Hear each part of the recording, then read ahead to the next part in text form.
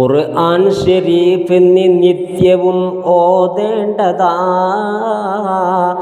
ഖബറിൽ ജവാബിനേറ്റവും ഉതകുന്നതാ.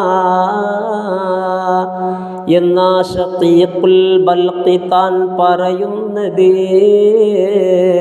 റൗദുൽ റയാഹിൻ വിശദമായി കുറിക്കുന്നത്. കണ്ടാൽ ഭയം തോന്നുന്ന രൂപം ഉള്ളതാ. അതുകൊണ്ട് മുൻകർ എന്ന നാമം വന്നതാ. മുൻപരിചയം മയ്യിത്തിനില്ലത് വ്യക്തമാ. അതിനാൽ നക്കീറെന്നുള്ള പേരും ബന്ധമാ.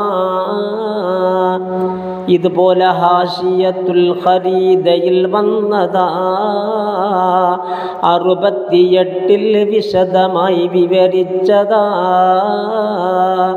റുഹ്ന ബദൻ മുഴുവൻ മടക്കും ഖീലയിൽ, പകുതിക്കുമേൽ ഭാഗം മടക്കും റാജിഹിൽ. ഇതുപോലെ തന്നെ മശാരിഖിൽ പറയുന്നതാ. 25 നോക്കിയാൽ കാണുന്നതാ.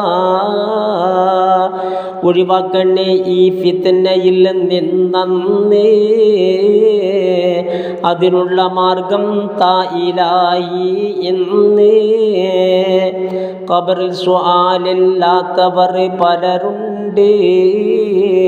നിരവധി ഹദീസും തെളിവിലേക്കതിലുണ്ട്. ശുഹദാക്കളായാൽ ചോദ്യമേ ഇല്ലെന്നേ ബഹുഭൂരിപക്ഷം ഒത്തു സമ്മതിക്കുന്നേ. മരിച്ചെങ്കിലും എന്നും അവർ ഹയ്യാണ് എന്നുള്ള തത്വം തന്നിതിൽ തെളിവാണ്. മുർസൽ നബിക്കും ചോദ്യം അതിൽ ഇല്ലെന്ന് ബഹറുൽ കലാമിൽ നസഫിയും പറയുന്നു. ഒരു ഖിലയിൽ അവരോടുമുണ്ടെന്നുണ്ട്. തബ്ലീഗിനെ കുറിച്ചാണതും എന്നുണ്ട്.